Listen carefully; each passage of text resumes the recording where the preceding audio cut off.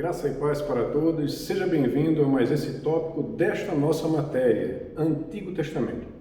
No primeiro tópico nós vimos sobre o Pentateuco. No segundo tópico nós vimos os livros históricos, e nós vimos que são divididos em dois grupos, profetas anteriores e escritos. Vimos no terceiro tópico os livros poéticos e livros de sabedoria, que vão desde Jó até Lamentações de Jeremias. Nesse último tópico, nós veremos os livros proféticos, que são o calcanhar de Aquiles da hermenêutica bíblica. O gênero profético do Antigo Testamento se divide em dois grupos, os conhecidíssimos profetas maiores e profetas menores.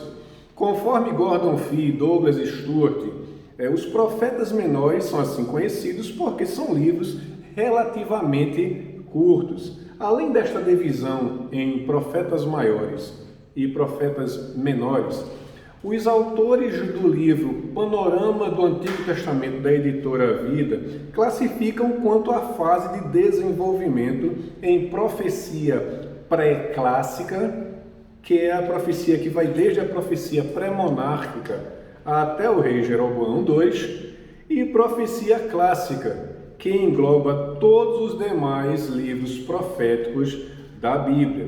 Nos primórdios da história israelita, os profetas são aqueles que exercem liderança sobre o povo de Israel, sobre o povo hebreu. A exemplo disso, nós temos Moisés, de que seu ofício o capacitou para exercer tal liderança ou tal influência sobre a nação dos hebreus. Ora, não existe livro dedicado para reunir os oráculos dos profetas do período pré-clássico, mas apenas registros nos livros históricos de seus oráculos. A fase clássica é a fase mais conhecida dos profetas, porque é aquela fase em que são produzidos todos os livros proféticos que nós conhecemos, desde Isaías até Malaquias. Os primeiros profetas clássicos do norte foram Amós e Oséias. Miqueias e Isaías são os primeiros do reino do sul, ou do reino de Judá. Os livros proféticos também têm outra divisão, assim conhecida como profetas maiores e menores. Essa divisão são por causa do volume de texto que foi produzido por cada um deles, sendo profetas maiores aqueles que produziram mais, por exemplo, Isaías, e profetas menores são aqueles que produziram menos. Uma curiosidade sobre os profetas maiores é que este termo profetas maiores designa aqueles que são chamados também de os 12. Embora não exista nenhum texto original que ateste a organização desses livros profetas menores em um único bloco chamado de os 12, manuscritos antigos que chegam até nós revelam a consistência desse conjunto de livros. E os manuscritos antigos que nós temos é o texto massorético, ou o texto hebraico, a Septuaginta e os fragmentos de Qurã, que mostram ou demonstram para nós que, na realidade, na antiguidade, os profetas maiores faziam parte de um conjunto só de escritos chamado os 12. Outra divisão que é possível notar entre os profetas são aqueles que são chamados de profetas pré-exílicos e profetas exílicos, e também profetas pós-exílicos. Os profetas do pré-exílio e exílio são Jeremias, Naum, Abacuque, Sofonias e Ezequiel. São aqueles profetas que estão bem próximo antes do exílio. Os profetas do pós-exílio são Daniel, Joel, Obadias, Ageu, Zacarias e Malaquias. Inclusive, Malaquias é o último texto a ser escrito dos profetas. Os profetas Amós, Oséias, Jonas, Isaías e Miqueias são aqueles que são listados por Eugênie Merrill como profetas que estão antes do final do período pré-exílio. Esse gênero literário, a profecia, como já dito, segundo Walter Kaiser, produz reações extremas nos leitores.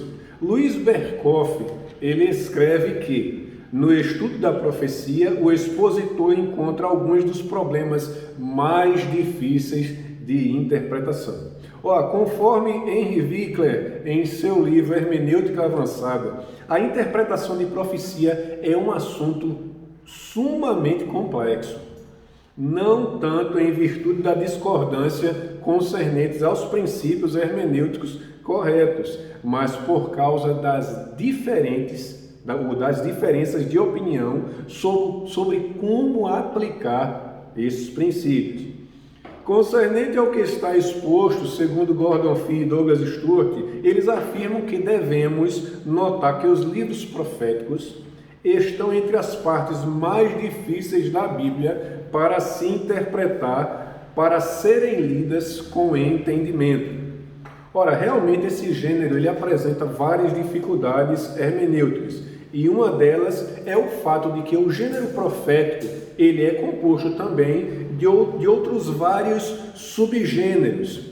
Os autores Klein, Blomberg e Huber Jr., eles listam alguns tipos básicos desses subgêneros que aparecem no grande bloco das profecias. Os subgêneros são esses: profecia de desastre, profecia de salvação, de comissionamento, de chamado para ouvir, uisais, cânticos fúnebres, hinos de liturgia, contra as nações estrangeiras, relatos de visão, narrativa profética, escrito apocalíptico e discurso profético. Dentre estes, segundo esses autores, o gênero que é mais conhecido, é mais presente nas Escrituras, é a profecia de desastre, o subgênero mais presente dentro desse gênero que estamos tratando agora, a profecia. Apesar dos termos distintos, eles, tanto o anúncio de juízo como profecia de desastre, significam a mesma coisa. Para Grant Osborne, o escritor de Espiral Hermenêutica, existem também outras formas de proclamação profética, como discurso de julgamento, profecia de bênção ou libertação, oráculos de aflição, ações simbólicas, discurso de controvérsia, canto profético e apocalíptica. Como qualquer literatura, a literatura profética tem as suas características, que lhe dão a forma peculiar que lhe permite transmitir a mensagem aos seus ouvintes, aos seus destinatários. É a observação dessas características que nos permitirá perceber os princípios hermenêuticos mais adequados para a análise do texto profético.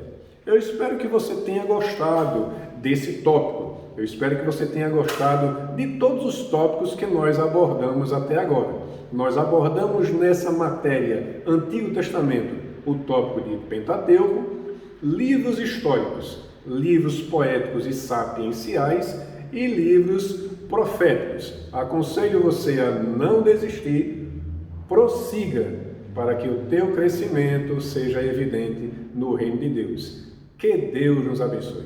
Amém.